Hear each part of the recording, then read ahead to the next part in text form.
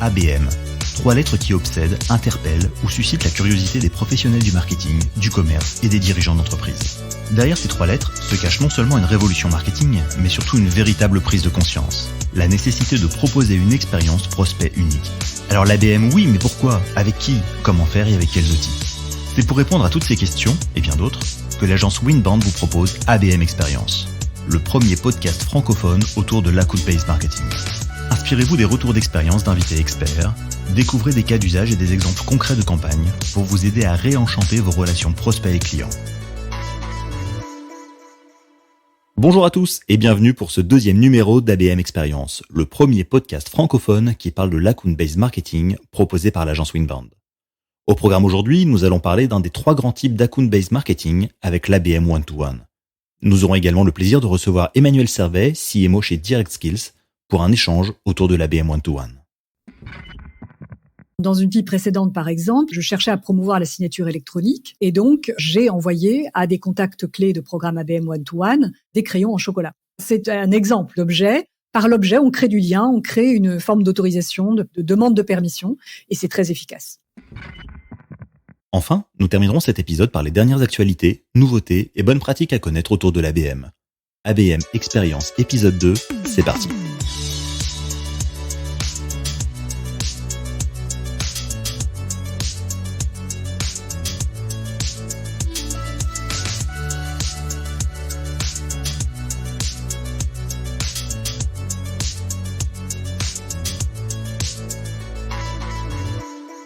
Commençons par le début. Qu'est-ce que l'ABM One-to-One ? Alors, il s'agit d'une des 3 grandes formes d'ABM qu'on appelle aussi ABM stratégique et qui est la forme la plus personnalisée. Ici, il faut comprendre qu'on est dans un travail d'orfèvrerie où chaque détail compte. Le but est de créer cette connexion émotionnelle et cette relation ultra personnalisée, one-to-one, où vos équipes doivent tout savoir du prospect ou du client. Or, pour y parvenir, il faut du temps, des ressources et par conséquent un nombre réduit de cibles pour ne pas s'éparpiller. On utilise généralement une stratégie d'ABM One-to-One quand le nombre de comptes clés est inférieur à 30. Peu de comptes clés, mais un travail intense de recherche, de personnalisation et un passage à l'action soigneusement planifié. C'est en résumé le fonctionnement de l'ABM One-to-One.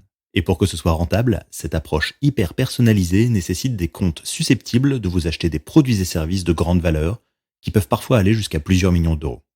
Pour cela, les account managers connaissent par cœur le fonctionnement des entreprises prospects ou clientes, leur processus de décision interne, les membres clés ou influents et les besoins exprimés ou non. Toutes ces entreprises sont traitées comme des VIP, compte tenu de leur influence considérable et de leur impact sur la performance commerciale de l'entreprise. Cela veut dire une connaissance factuelle des contacts, mais aussi une connaissance comportementale. Selon l'ampleur de la tâche et le volume d'affaires potentiel, une stratégie d'ABM One-to-One peut être très lourde à monter en interne. C'est la raison pour laquelle beaucoup d'entreprises sollicitent des agences pour les aider à mettre en place la méthodologie, les outils et les démarches afin de gagner en temps, en agilité et en efficacité.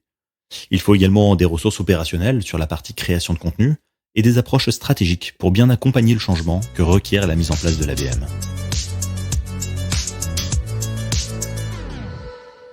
Quand on parle d'ABM One-to-One, la question est de savoir dans quel cadre le mettre en place dans votre organisation. 4 exemples concrets.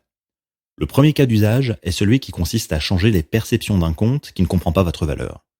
Il arrive qu'un compte vous ait mal perçu. L'ABM One-to-One est alors un excellent moyen de changer cette perception.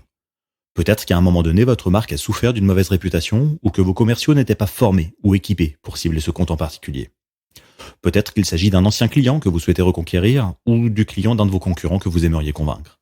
Si ce compte se fait une fausse idée de vos capacités, vous êtes au mieux une idée lointaine, au pire une note de bas de page sur un compte rendu. Changer les perceptions est un travail difficile car on touche aux émotions humaines. L'ABM One-to-One est alors utile car en parlant la même langue et en traitant les vrais problèmes du compte, vous pouvez faire en sorte que vos prospects écoutent réellement ce que vous avez à offrir. Le deuxième cas d'usage est lorsque vous souhaitez vendre une solution auprès d'un client avec lequel vos vendeurs n'ont pas de relation. Il peut s'agir d'un nouveau client ou d'un ancien client chez qui tous vos contacts ont changé. L'ABM One-to-One, grâce à ce travail constant de veille économique, vous permet de reconstituer les plans et les connexions de votre client. Connaissances en commun, intérêts partagés, landing page personnalisés, réseaux sociaux, email personnalisés, ce sont autant de leviers qui permettent d'aborder ce nouveau compte avec bienveillance et respect. Le troisième cas est d'accompagner les transactions qui se trouvent dans les phases finales de décision. Le but est d'aider les équipes commerciales à conclure le contrat au moment où une décision est en attente. C'est le cas lors d'un appel d'offres par exemple. L'ABM One-to-One peut alors être utilisé pour influencer positivement les décideurs durant le processus de sélection afin de rester dans leur esprit avec des publicités et des interactions ciblées. Pour y parvenir, il faut réunir toute l'information nécessaire, connaître les acteurs en jeu, comprendre l'écosystème dans lequel l'appel d'offres sera organisé et jugé, afin d'organiser au mieux sa stratégie d'ABM. Pour vous donner un exemple concret de cette approche, en 2017, Amazon a lancé un appel d'offres pour trouver la ville en Amérique du Nord qui accueillera son second siège social. Compte tenu des enjeux en termes d'image et d'emploi, Amazon a reçu de nombreuses candidatures. Et pour sortir du lot, certaines villes n'ont pas manqué d'imagination. Ainsi, New York a allumé la lumière de ses grands monuments en orange, la couleur d'Amazon, le temps d'une soirée. Le maire de Kansas City a acheté plus de 1000 produits sur Amazon afin d'écrire plus de 1000 commentaires où il donnait à chaque fois une bonne raison à Amazon de s'installer dans la ville. Enfin, la ville de Calgary au Canada a même acheté une immense bannière pour faire la promotion de la ville de manière humoristique, à 2 pas du siège actuel d'Amazon, accompagnée d'une campagne de promotion sur les réseaux sociaux.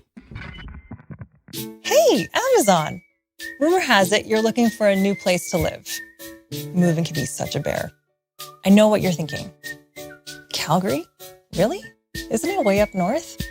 Well, okay, sometimes it gets a bit chilly. But we've got loads of sunshine, and it's a good excuse for cuddling.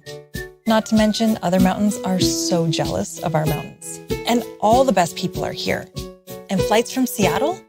1 hour direct. We're basically neighbors. Enfin, le dernier cas d'usage d'ABM One-to-One est lié au fait d'étendre sa présence dans un compte déjà acquis. C'est notamment le cas avec l'upselling pour augmenter votre panier moyen ou le cross-selling pour vendre des produits et services complémentaires à l'offre principale.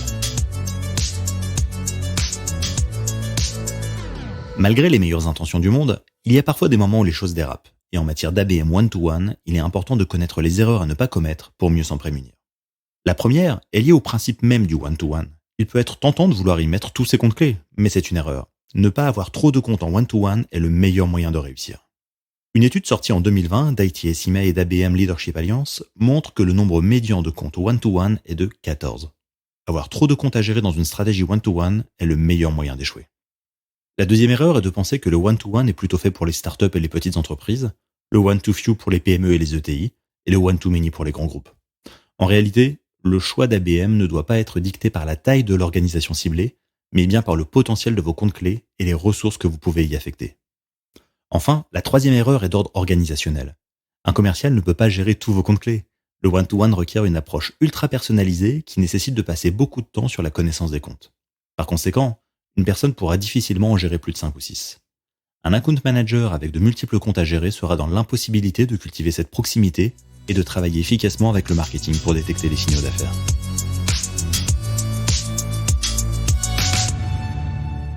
Il est à présent temps de passer à la seconde partie de notre émission avec l'interview de notre invité.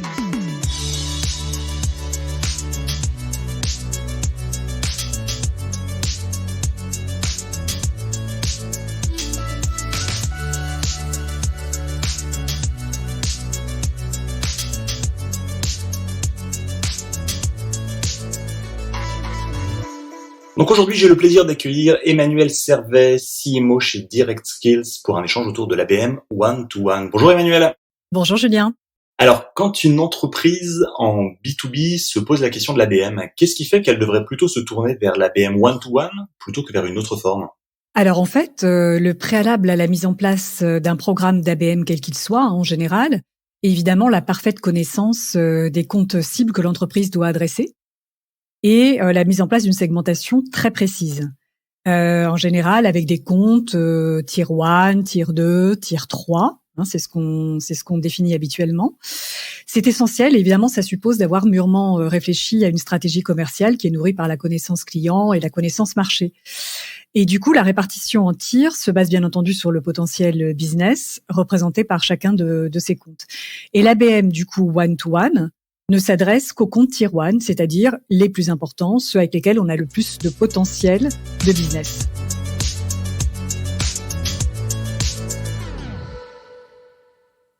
D'accord, parfait. Mais alors, vous venez de parler de différents tiers, donc tier 1, 2, 3 en anglais. Oui. On est vraiment dans la dénomination anglaise. Comment est-ce qu'on pourrait dire ça en français et qu'est-ce qui fait qu'on catégorise une entreprise ou un client dans une catégorie plutôt qu'une autre ? Alors effectivement, on pourrait appeler les comptes ABC.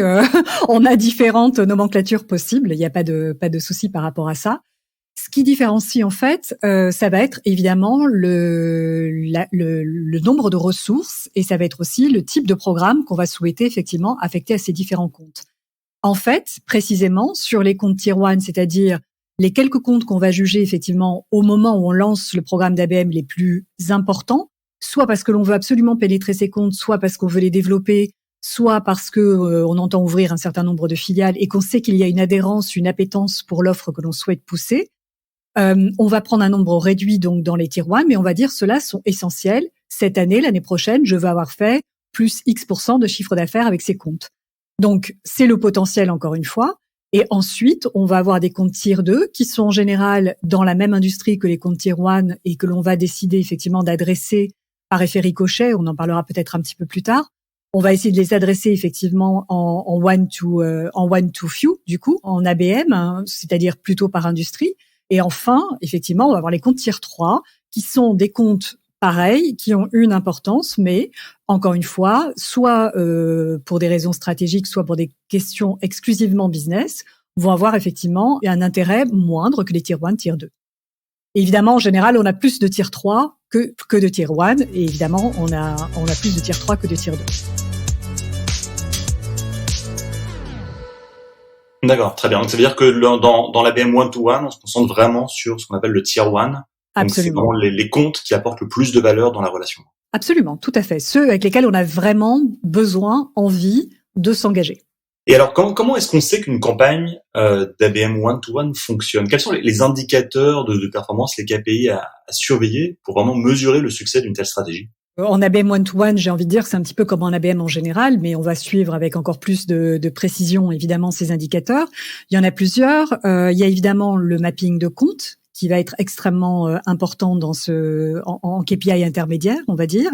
Notamment aussi l'enrichissement des contacts clés, c'est-à-dire les personas qui sont absolument incontournables à aborder.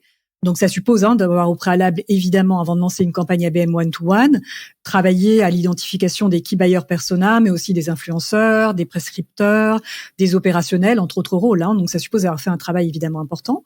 Donc un KPI intermédiaire va être l'enrichissement des contacts sur ces comptes clés Tier 1, mais ça va être aussi évidemment la business intelligence, donc l'enrichissement en informations spécifiques sur ces comptes.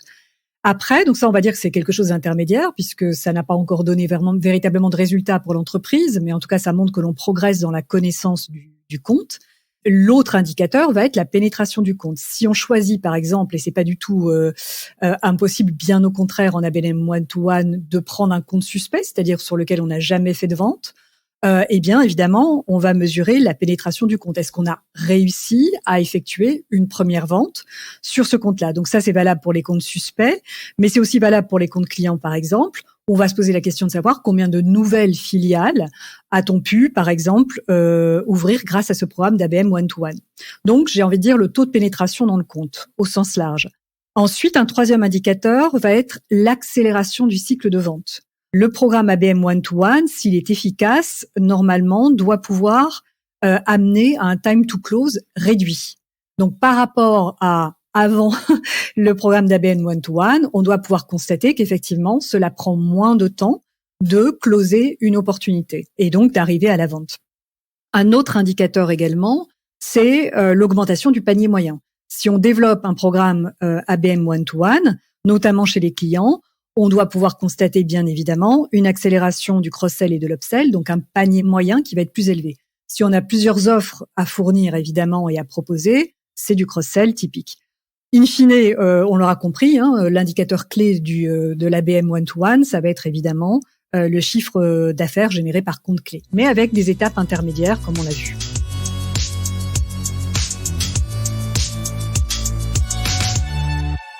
Quand on s'adresse à un nouveau client avec l'ABM one-to-one, on n'a pas d'éléments de comparaison ou de référence. Quand on parle de time to market, close to time ou alors le panier moyen par exemple, avec quoi on peut comparer si on n'a jamais fait d'affaires avec ce client en particulier?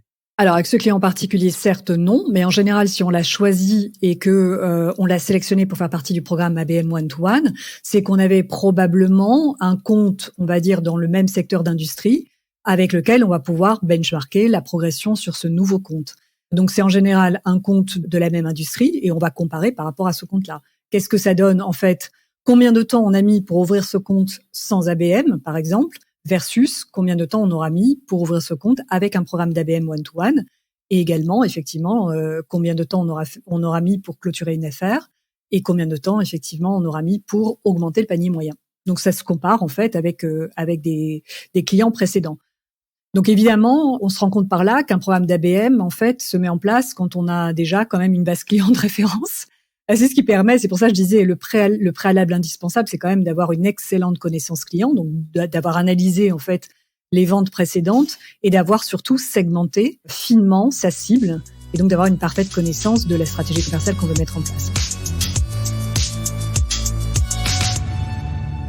Donc ça veut dire que demain, si on crée un nouveau business ou si une entreprise se lance dans l'ABM, elle ne peut pas vraiment dire du jour au lendemain « Go, je me lance dans l'ABM one-to-one ». Il y a comme un gros travail préparatoire, c'est ce que j'entends.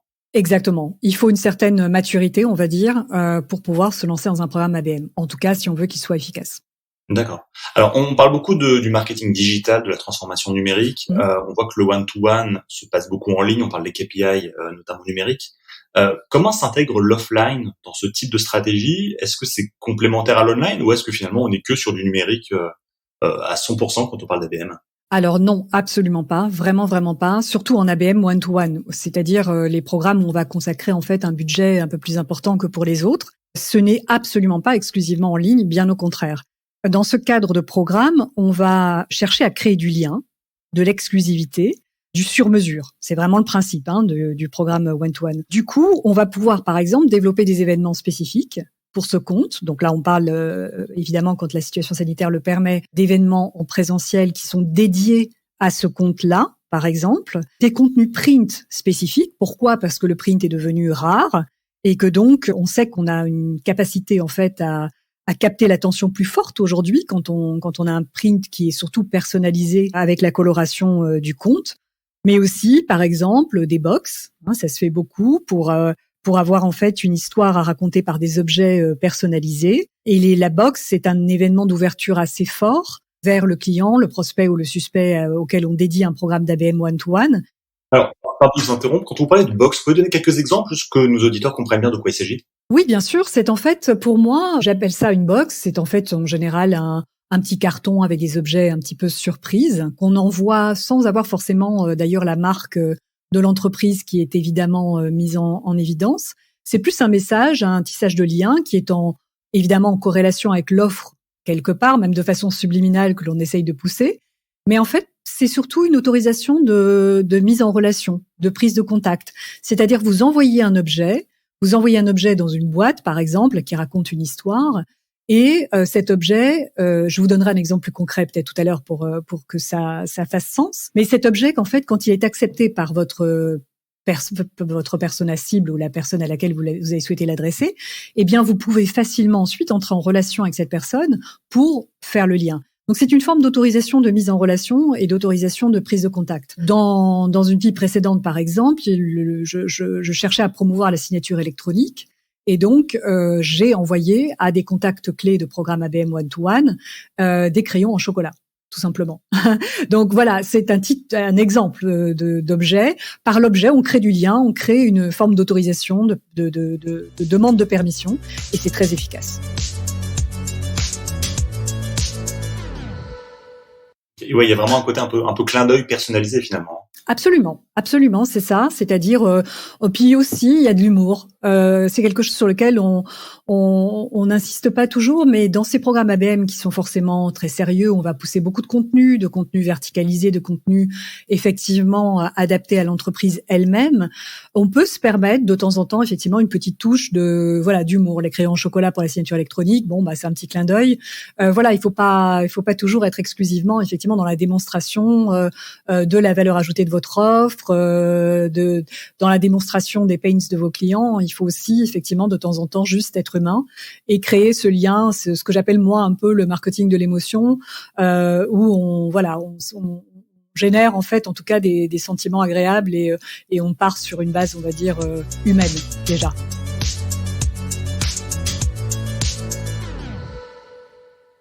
D'accord, très intéressant. Merci beaucoup. Et puis on reviendra sur cet exemple parce que Ce qui est intéressant quand on parle d'ABM, évidemment, c'est toute la dimension personnalisation.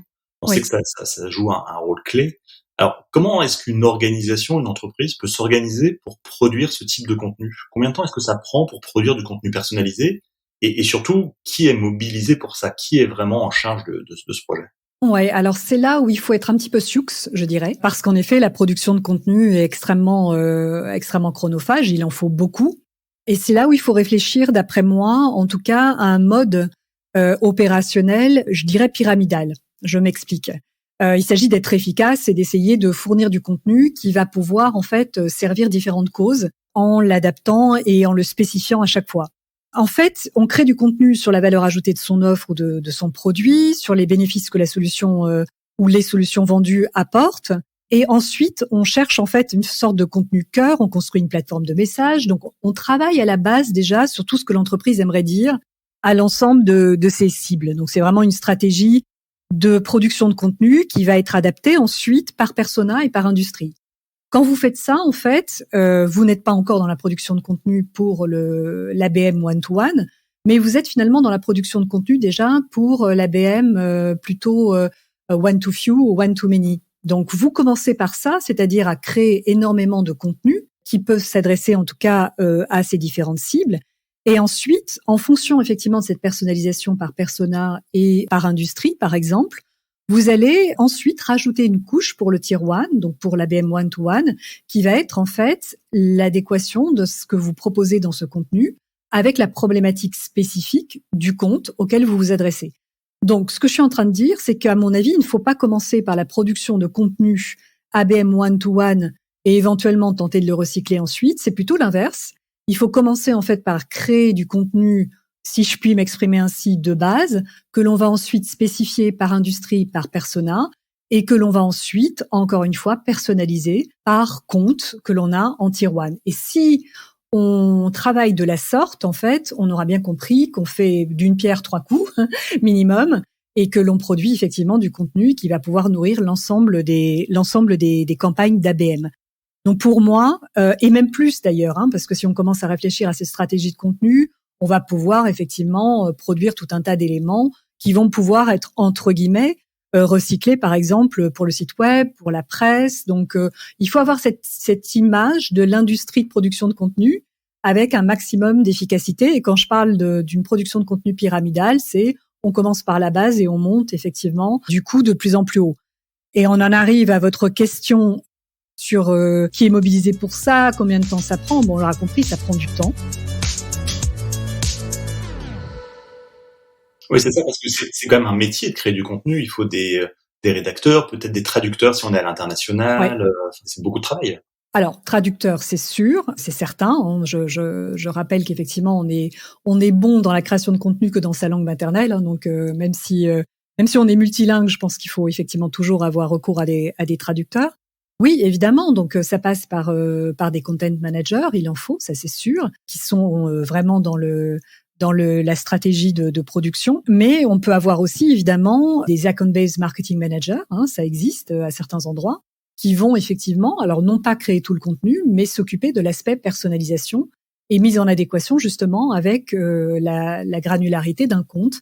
Et pour ça, les équipes commerciales sont également absolument mobilisées. Je rappelle que pour tout un chacun, l'ABM, évidemment, va être la clé de voûte de l'alignement commerce et marketing dont on parle tant. Et cette production de contenu extrêmement personnalisée vis-à-vis d'un compte ne peut se faire qu'avec les retours terrain aussi des commerciaux, la connaissance qu'ils ont de ces comptes-là. Donc, à un moment donné, la production de contenu en ABM one-to-one va forcément passer par une collaboration entre l'account-based marketing manager, si on en a un, ou un field marketing manager, par exemple, et l'account manager du compte concerné, puisqu'il faut un maximum, effectivement, de contenu terrain, de contenu concret à utiliser et à intégrer dans l'adaptation du contenu créé préalablement par les content managers. Donc ça veut dire une petite équipe pour créer du contenu, mais par contre qui doit aller au contact, en tout cas, des autres collaborateurs, des commerciaux, des account managers, etc., pour vraiment s'imprégner et comprendre les problématiques du terrain. C'est bien ça. C'est indispensable. Je dirais même que les account-based marketing managers, quand ils existent, doivent absolument aller également au contact des clients, vraiment prendre la réalité du terrain, c'est indispensable et ça permet effectivement d'avoir un marketing beaucoup plus affûté, y compris dans cette production de contenu pour l'ABM. D'accord. Alors maintenant, on va parler d'un sujet qui fâche, on va parler d'argent, de budget, Ouais. parce que on parle de business intelligence, on parle d'offline, de cadeaux, de création de contenu, etc. Les personnes qui nous écoutent peuvent se dire tout ça c'est très beau là, mais peut-être que ça coûte beaucoup d'argent. Donc ma question est simple, Emmanuel, est-ce que ça coûte cher de faire de l'ABM one-to-one? Alors, je vais vous faire une réponse que tout le monde déteste. Oui et non. Oui et non, parce que, évidemment, on va consacrer un budget spécifique à l'ABM et on va consacrer un budget spécifique à l'ABM one-to-one, précisément. Puisque je parlais tout à l'heure d'événements spécifiques, de choses comme ça, de print, de box, en effet. Effectivement, il faut se dire, je veux injecter tel budget par compte ABM. Mais ce qu'il faut effectivement comprendre, c'est d'abord, si on a choisi ces comptes ABM one-to-one, c'est qu'on est à peu près persuadé qu'à moyen, long terme, voire court, mais j'aurais tendance à dire plutôt moyen long terme, on peut dégager un chiffre d'affaires significatif avec ce compte. Donc, je dirais que le retour sur investissement d'un budget qui est investi en ABM one-to-one est en général beaucoup plus important qu'un budget que l'on irait injecter pour faire, par exemple, une campagne classique qui n'est pas très peu ciblée et très peu segmentée. Donc, l'efficacité du budget consacré est bien plus importante que pour une campagne, on va dire, qui n'est pas du tout personnalisée, par exemple. Et surtout, ce dont il faut se rendre compte là aussi, et ça va aussi dans le sens du ROI, c'est que le budget qui est injecté pour faire de l'ABM, en one-to-one par exemple, mais en général pour l'ABM, c'est un budget qui va vers des clients qu'on a choisis. C'est-à-dire des clients qu'on veut absolument soit acquérir, soit développer. Donc, on est là aussi dans une recherche d'efficacité budgétaire extrêmement importante et à mettre en comparaison, encore une fois, un budget que l'on consacrerait, par exemple, à irriguer une base plus ou moins affinée de contacts et dont on aurait à exploiter des retours qui ne seraient potentiellement pas du tout des retours qualifiés pour nous. Donc, avec une très forte déperdition et une très forte, on va dire, inefficacité des leads entrants amenés par cette campagne.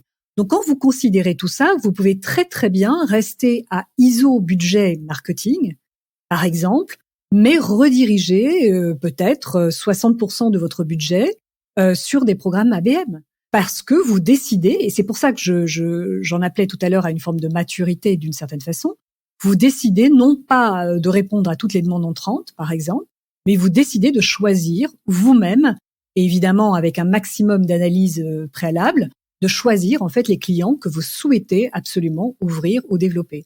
Et donc la démarche est radicalement différente.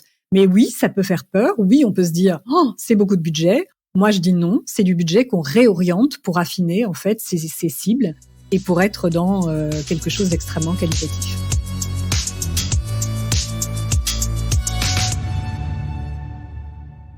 Mais c'est un vrai changement de paradigme et d'état d'esprit parce que vous venez de dire, en gros, on choisit nos clients. Oui. Et donc, il faut que certains dirigeants d'entreprise, responsables, directeurs commerciaux, marketing se disent, je réponds pas à toutes les demandes entrantes, mais je vais aller choisir, c'est ça? C'est très difficile. C'est vrai qu'il y a une vulgarisation en interne qui est très importante aussi. On n'en a peut-être pas parlé.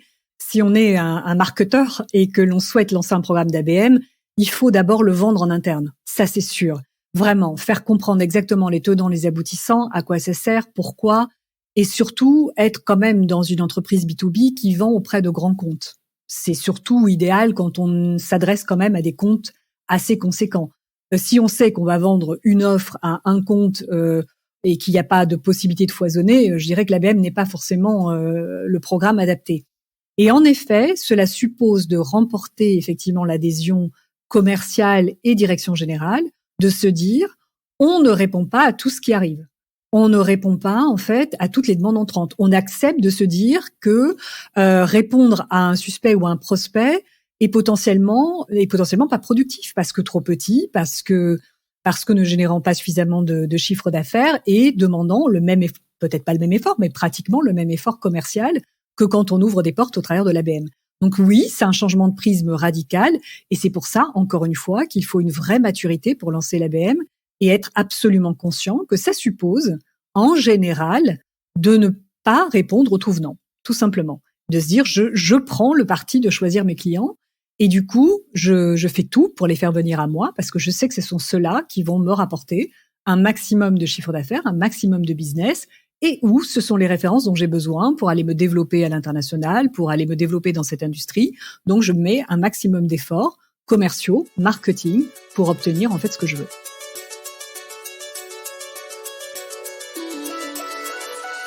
Donc c'est quelque chose qui doit s'apprendre et l'acculturation peut prendre un peu de temps. Absolument. Et justement, en termes de temps, entre le moment où une entreprise se dit on y va, go, on va faire du one-to-one, et puis le moment où les choses se mettent en place, combien de temps s'écoule en moyenne dans la plupart des organisations? Je dirais qu'en fait, entre le moment où on se dit qu'on y va, c'est-à-dire qu'on a trouvé l'organisation pour aussi déployer un programme d'ABM, je dirais qu'on commence à avoir les premiers effets d'un programme ABM au bout de 6 mois. Quand je parle de 6 mois, c'est-à-dire qu'on commence à avoir une bonne connaissance des comptes, on a un bon enrichissement, on sait à peu près au bout de 6 mois comment on va s'y prendre et vers qui on va s'adresser. Mais je pense que les premiers résultats en termes de chiffre d'affaires, business, etc., alors évidemment, tout dépend de la complexité de l'offre que l'on pousse, tout dépend des cycles de vente habituels, d'une société à l'autre, évidemment, ça change. Mais je dirais qu'en général, on en voit les bénéfices au bout de 12 mois. Il faut pas être pressé, il faut bien comprendre que l'ABM, c'est une démarche justement non agressive, mais extrêmement efficace, encore une fois. On parle de l'ABM one-to-one ici, donc on est vraiment dans une démarche ultra personnalisée. Donc en général, la personne qui reçoit les contenus qu'on lui envoie ou qui reçoit les objets qu'on lui envoie, etc., ne peut que être agréablement surprise, et donc on génère en fait un intérêt en général assez immédiat. Mais pour autant, on n'est pas certain qu'il y ait un intérêt immédiat pour l'offre, donc ça prend du temps d'identifier effectivement quelles vont être les bonnes personnes avec lesquelles il va falloir entamer des échanges, des discussions pour pouvoir faire avancer tout ça. Donc oui, 12 mois. 12 mois pour les premiers effets d'un programme ABM. Pour soit accélérer ce temps, soit mieux faire passer la pilule, quels seraient vos conseils et vos bonnes pratiques pour réussir le déploiement d'un ABM one-to-one? Est-ce qu'il y a des incontournables, des choses sur lesquelles il faut absolument travailler ou mettre en place dans cette approche? Alors pour moi, il y en a une vraiment, et je n'insisterai jamais assez, c'est de ne vraiment pas être trop gourmand quand on se lance dans un programme d'ABM one-to-one. Vraiment. Évidemment, là aussi, c'est fonction de la taille de l'entreprise, de la taille des organisations marketing et commerciales, mais vraiment, il faut, au départ, quand on lance ça, avoir le cran de dire non mais je limite à 10, 5 comptes en tier 1 quand on démarre, c'est pas choquant. Il vaut mieux effectivement être sûr de faire 5, 6, 7 ou une dizaine grand maximum, je dirais, de programmes ABM. Enfin, après, encore une fois, les talons changent en fonction de la taille de l'entreprise. Mais en tout cas, il vaut mieux se concentrer sur quelques-uns et montrer l'efficacité pour pouvoir ensuite développer d'autres ressources, acquérir d'autres ressources potentiellement pour faire plus d'ABM one-to-one. Mais il faut au départ être consciencieux, choisir vraiment un petit nombre et montrer par le résultat de ce que l'on aura déployé l'efficacité de ce type de programme, et ensuite se mettre en ordre de marche pour effectivement en faire 20, 30, voilà, potentiellement. Mais vraiment, au début, commencer avec un très petit nombre de comptes, et je dirais choisir aussi un panel un peu représentatif, donc un suspect, un prospect, un client, pourquoi pas un ex-client qu'on voudrait reconquérir, pour un peu voir effectivement quels sont les leviers qui fonctionnent le mieux et le maximum d'efficacité par typologie. Et ensuite, on pourra se dire, tiens, j'en prends 2. L'année suivante, je prends 2 prospects, 2 suspects, 2 ex-clients. Vous voyez ce que je veux dire?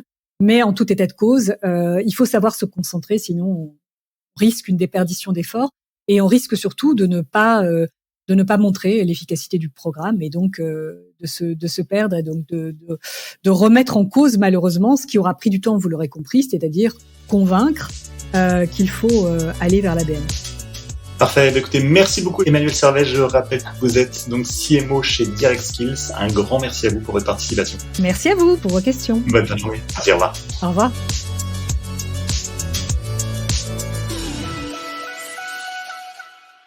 Dans un monde qui évolue vite, il est important de se tenir informé des nouveautés, des tendances et des bonnes pratiques autour de l'ABM.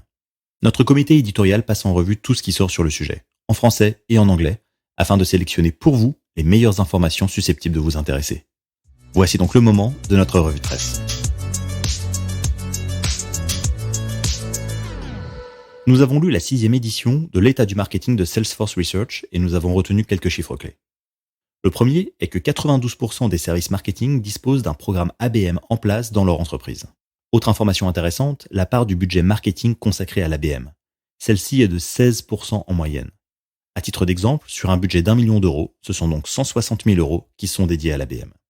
Enfin, ce rapport illustre également l'engouement récent pour les stratégies d'ABM, puisque 64% d'entre elles ont été initiées au cours des 5 dernières années. Il n'est donc jamais trop tard pour se lancer.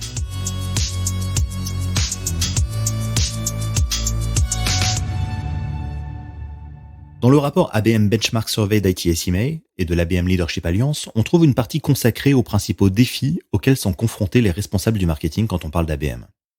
Le premier concerne le suivi et la mesure des résultats. Ensuite, on retrouve le développement des assets de campagne massivement personnalisables, puis les difficultés à justifier les coûts des programmes et à prouver le retour sur investissement de l'ABM. Et enfin, la sensibilisation des commerciaux au processus et à la valeur de l'ABM, en expliquant que non, les marketeurs ne sont pas que des organisateurs d'événements. Avant de nous quitter, voici les 3 choses à retenir au sujet de l'ABM One-to-One.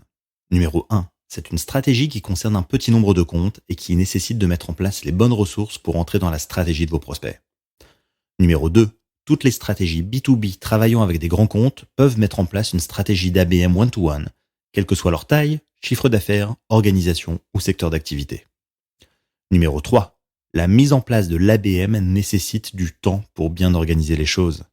Il est donc normal de passer plusieurs mois pour structurer, organiser, planifier et former selon la maturité digitale de votre entreprise. C'est la fin de notre 2e numéro consacré à l'ABM One-to-One. Je vous donne rendez-vous le mois prochain pour le 3e épisode où nous parlerons de la relation entre ABM et inbound marketing. À très vite. Vous souhaitez en apprendre plus sur l'ABM ? Alors adhérez à la communauté du club ABM Experience sur abmexperience.fr pour échanger avec vos pairs et participer à des événements exclusifs. Merci de votre fidélité.